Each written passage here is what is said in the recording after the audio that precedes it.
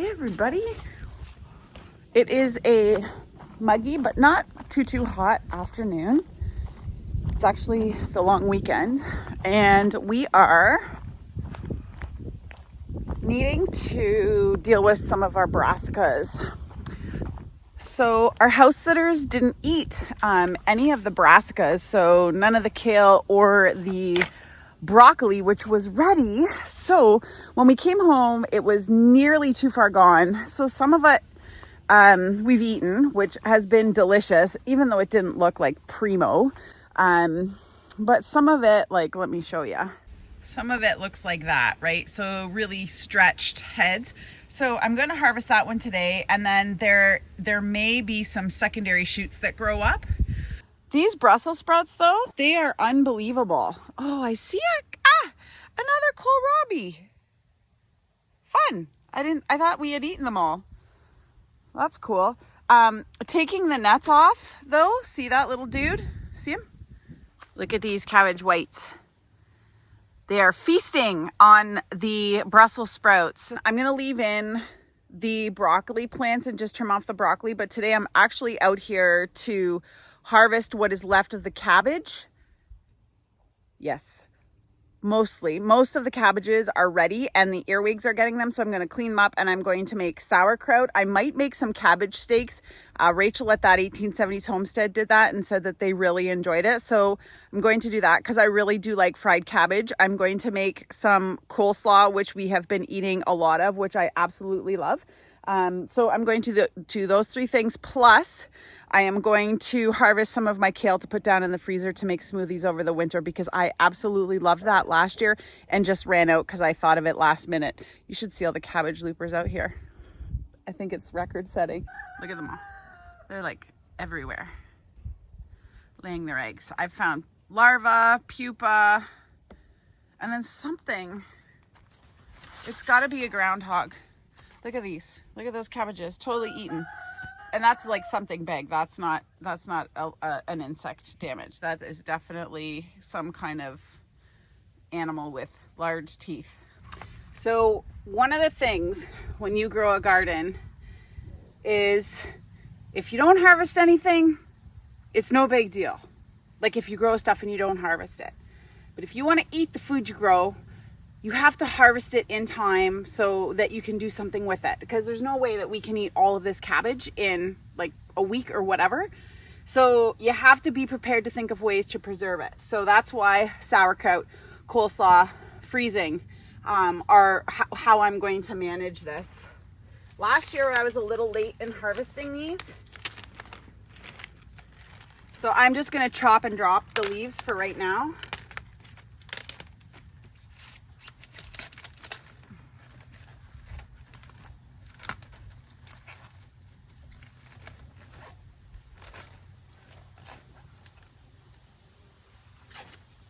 This one wins for most beautiful. Look at that beauty. Look at that leaf. This is one I want. I miss my rabbits tremendously. Look at that beauty. Yay. I'm gonna guess that this is like 40 pounds, maybe 50 pounds of cabbage. It's super heavy, so that's exciting. We also have some tomatoes that we've been eating. We had tomato and bacon sandwiches on fresh baked bread the other day. We had beans and broccoli, steamed broccoli last night.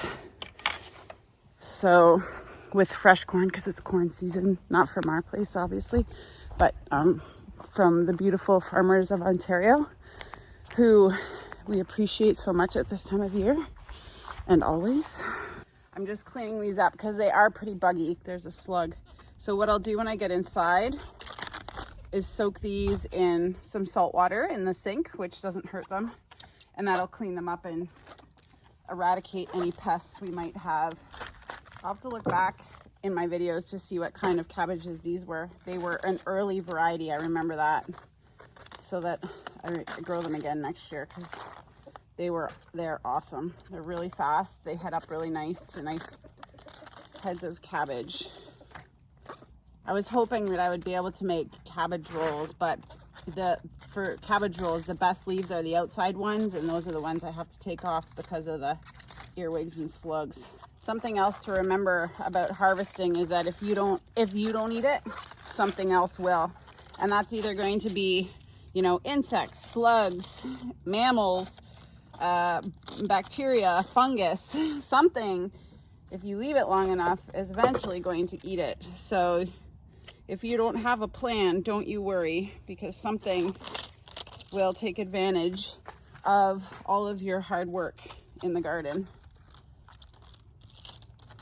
Sometimes, whether you like it or not. All right, so that's what we have still after we cleaned it. So not too bad. A bucket of veggies to go to the compost, which I have to make a compost pile here in the next couple of weeks. It's been on the list since we've been home and I just haven't gotten to it. Okay, so let's take these inside and make some stuff. Okay, so first thing I'm gonna do is run some salt water. Then I'm just gonna cut these in half.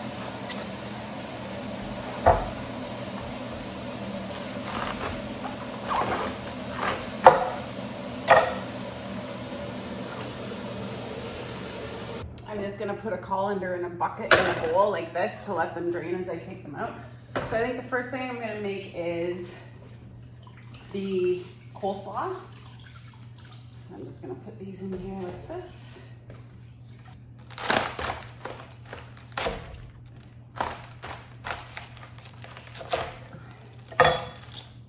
That's how you know when a cabbage is fresh. When you cut it, it like springs open. It's awesome. My love affair with cabbage has grown like tenfold since I started growing them and growing a garden, and especially making sauerkraut. It's like, I miss it now and I don't have it. I eat it every day. So I missed it on our trip, that's for sure. Okay, so for the coleslaw, I'm actually just going to cut it by hand. I'm gonna get the food processor out for the sauerkraut because we like our sauerkraut smaller, but for the coleslaw, I like it like super crunchy, and I also have to go out and get an onion from the garden, but I'm gonna use a purple onion this time to match my purple cabbage. To prepare the cabbage, here's the heart of the cabbage. You wanna cut that out, so I do. So I quarter it again, or I quarter it. I halved it already once, and then I just cut it and on an angle like that to get that,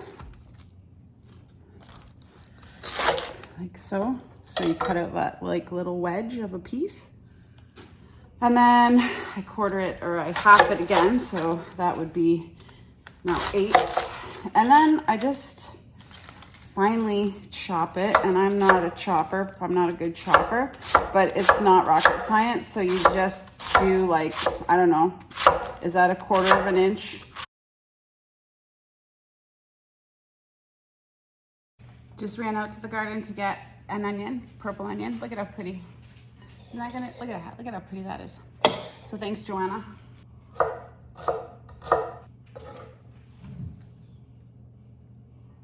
I'll put 1/3 cup of apple cider vinegar. Oh, there went the mother. Gotta fish that out.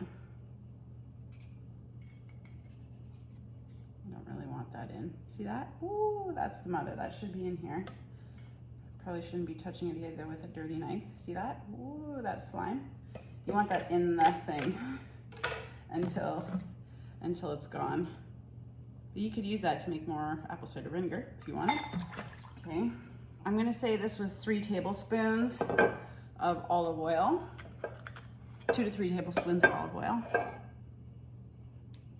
A couple of twists of sea salt. A couple more twists of fresh black pepper. Here are the 2 secret ingredients. Number 1, grainy mustard. And I use a big plop of that, so like that much. That gives it some zest. A plop, so a heaping tablespoon, or as much as you kind of want, so you could make less. And then maple syrup. And maybe that was a tablespoon, a swirl. It makes quite a bit, but I find it's good to kind of turn the coleslaw over in the sauce every time you go to eat it. And this lasts, I don't know, I've had it for about 5 or 6 days in the fridge. Probably not much longer than that. But I make this sauce instead of with mayo because it lasts a lot longer and it takes us a while to eat this much. Taste it. You can stick your finger in if you're not serving it to other people.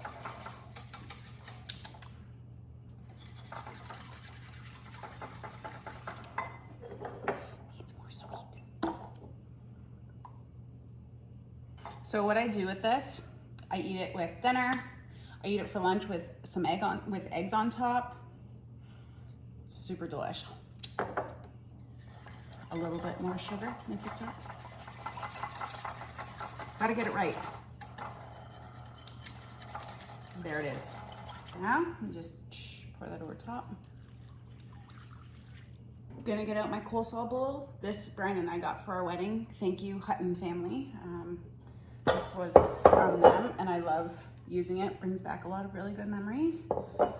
And by doing this, then you get the sauce kind of on the bottom of the cabbage, or like to the bottom, or more mixing, whatever I mean. And there you have it. From garden to coleslaw, super delish. Let's just try a piece.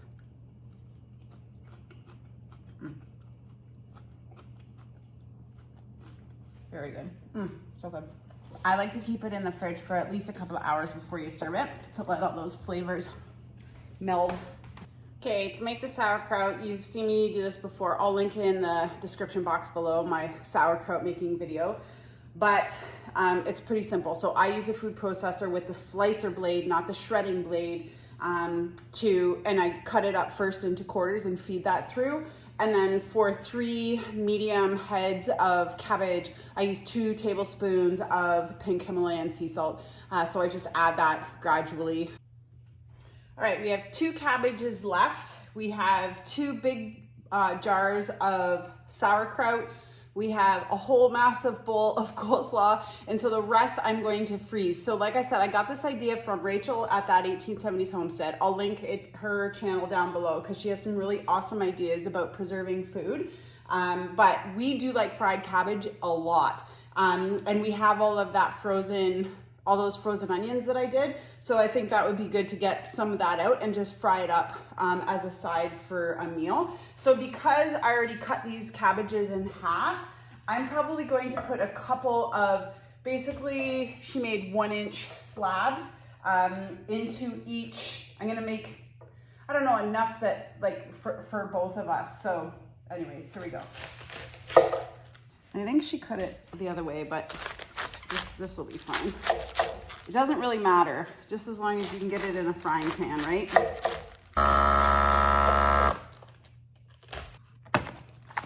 Okay, so that's pretty awesome. So we'll be able to defrost that. And the nice thing is they're gonna store nice and flat in the freezer.